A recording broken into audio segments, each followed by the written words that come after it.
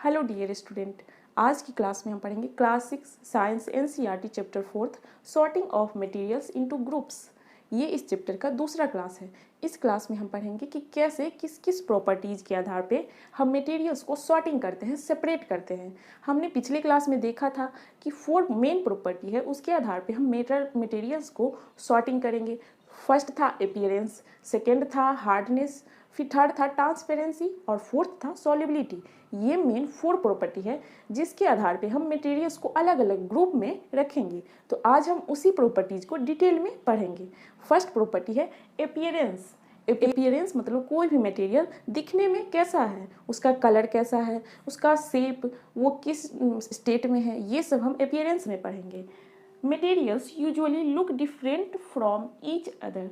जितने भी मटेरियल्स आप देखते हैं अपने सराउंड, वो सारे मटेरियल्स एक दूसरे से डिफरेंट दिखता है। वुड अलग दिखता है, मेटल के जितने भी ऑब्जेक्ट हैं वो अलग टाइप से दिखते हैं, फिर प्लास्टिक अलग टाइप से दिखते हैं, ग्लास का भी जो हम ऑब्जेक्ट देखते हैं वो सब मटेरियल एक दूसरे से अलग अलग टाइप के होते हैं। Appearance include colour, lustre, texture and physical state. Appearance में ही इंक्लूड होता है कलर, लस्टर, टेक्सचर और उस मटेरियल का फिजिकल स्टेट क्या है। डिफरेंट टाइप ऑफ मटेरियल का कलर डिफरेंट होता है, जैसे वुड का, मेटल का, फिर ग्लास का, प्लास्टिक का, वो सब जितने भी मटेरियल है सबका अलग अलग कलर, डिफरेंट कलर होता है। फिर हो गया लस्टर। लस्टर मतलब साइन, जो साइन करता है मटेरियल वो लस्टरस मटेरियल कहलाता है। तो जितने भी मेटल है वो सब साइन करते हैं, जैसे आयरन, डायमंड, कॉपर, मर्क्यूरी, ये सब जो मटेरियल है उसमें अलग टाइप का साइन होता है, जो वुड में, प्लास्टिक में, ग्लास में उस टाइप का साइन नहीं होता है। तो जो साइन करने वाला मटेरियल है उसे हम लस्टरस मटेरियल कहेंगे।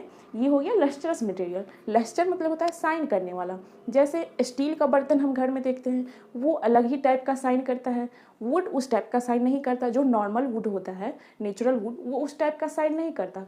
फिर हम घर में जो वुड के बने हुए बेड, टेबल देखते हैं उसमें साइन किया हुआ होता है, इसीलिए वो चमकता रहता है। लेकिन अगर आप नेचुरल वुड जो देखिएगा उसमें उस तरह का साइन नहीं होता है जिस तरह का साइन मेटल में होता है, जैसे गोल्ड में होता है, स्टील, एल्युमिनियम, डायमंड, ये सब लस्टरस मटेरियल में आता है।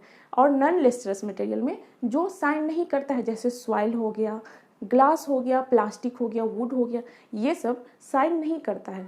इस पे जो साइन करने वाला आता है वो चढ़ाया जाता है, तब जो होता है वुड सब साइन करने लगता है। लेकिन नेचुरली वुड कभी उस टाइप से साइन नहीं करता है जिस टाइप से मेटल साइन। तो नॉन लस्टरस मटेरियल में आ गया would, plastic, mud, soil, glass, ये सब होता है जिसमें उस टाइप का साइन नहीं होता है, लस्टर नहीं होता है, तो उसको हम नॉन लस्टरस मटेरियल में रखते हैं। तो हमने जान लिया कि कलर के भी आधार पे हम अलग अलग टाइप से मटेरियल को ग्रुप करते हैं। फिर लस्टरस मतलब साइन के भी आधार पे हम अलग अलग टाइप से मटेरियल को अलग अलग ग्रुप में रखते हैं। फिर हो गया टेक्सचर। टेक्सचर मतलब होता है बनावट। डिफरेंट जितने भी मटेरियल्स है उसका बनावट भी अलग अलग होता है, उसका टेक्सचर भी अलग अलग होता है, तो उसके आधार पे भी हम मटेरियल्स को ग्रुपिंग में करते हैं। फिर है फिजिकल स्टेट। फिजिकल स्टेट मतलब वो किस स्टेट में है, वो मटेरियल सॉलिड में है, लिक्विड में है या गैस में है, उसके भी बेस मान के हम जितने भी मटेरियल है उसको ग्रुपिंग करते हैं। तो ये जितनी भी प्रॉपर्टीज है वो अपीयरेंस में आ गया, इस बेस पे हम मटेरियल्स को ग्रुपिंग करते हैं। नेक्स्ट प्रॉपर्टी है हमारा हार्डनेस। हार्डनेस के भी बेस पे हम मटेरियल्स को अलग अलग ग्रुप में रखते हैं। कुछ मटेरियल जो होता है वो बहुत हार्ड होता है और कुछ मटेरियल जो होता है वो सॉफ्ट होता है। तो हम देख लेते हैं कि किस टाइप के मटेरियल्स को हम हार्ड बोलेंगे और किस टाइप के मटेरियल्स को हम सॉफ्ट बोलेंगे। Some materials are hard materials as they can not be compressed. जो हार्ड मटेरियल होता है उसे हम कंप्रेस्ड नहीं कर सकते। जैसे ये मार्कर है, ये बोर्ड है, इसे हम अगर दबाएंगे तो ये दबेगा नहीं। ये मार्कर भी है, इसको हम कितना भी दबाएंगे, कितना भी जोर से, तो ये नहीं दबेगा, मतलब ये हार्ड मटेरियल है। तो जो हार्ड मटेरियल होता है वो कंप्रेस्ड नहीं होता है, उस टाइप के मटेरियल्स को हम हार्ड मटेरियल्स कहते हैं। हार्ड मटेरियल्स का कुछ और एग्जांपल, जैसे वुड। वुड को आप कितना भी दबाइएगा तो वो पिचकेगा नहीं। फिर हो गया मेटल्स, जैसे मेटल्स के बहुत सारे ये बनते हैं, बर्तन बनते हैं। फिर डायमंड, डायमंड की हम ज्वेलरी बनाते हैं, ये सब बहुत हार्ड होता है। ग्लास भी बहुत हार्ड मटेरियल है। तो ये सब मटेरियल जिसे हम हार्ड में रखते हैं। फिर अलग आता है सॉफ्ट। सॉफ्ट में जो होता है वो मटेरियल ईजिली कंप्रेस्ड होता है।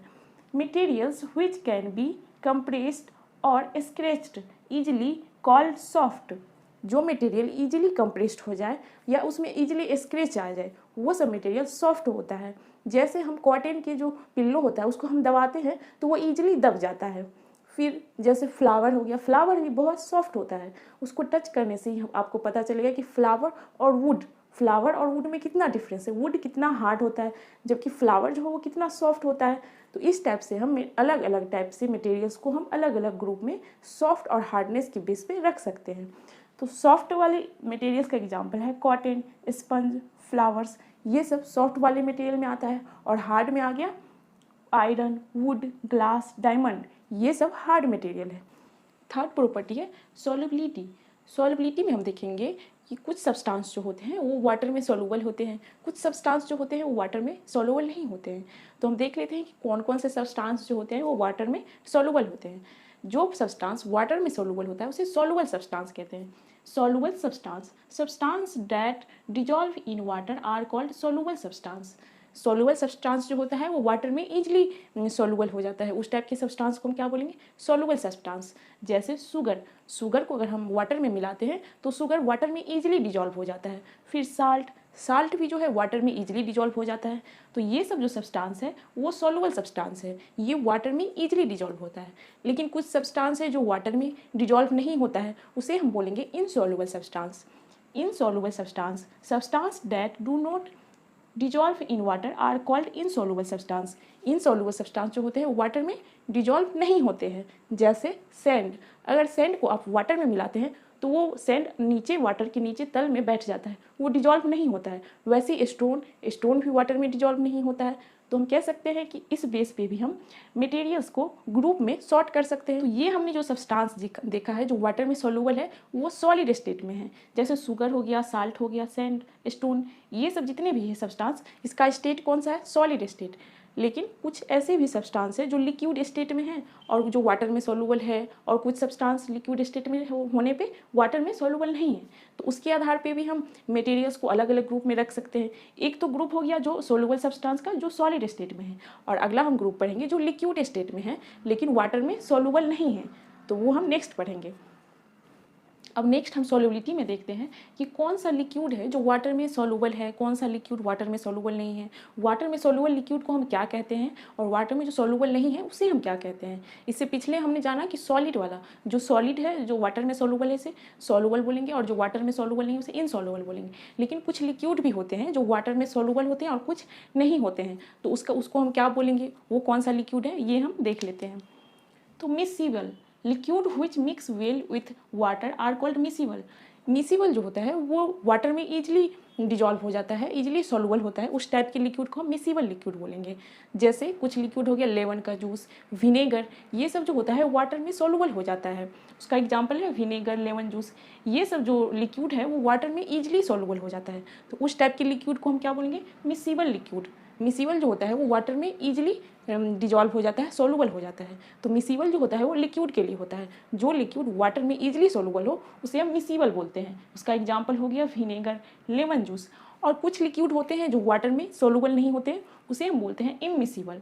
Liquid which do not mixed well with water are called immiscible. Immiscible जो होता है लिक्विड वो वाटर में पूरे तरह से मिक्स नहीं होता है, सॉल्युबल नहीं होता है।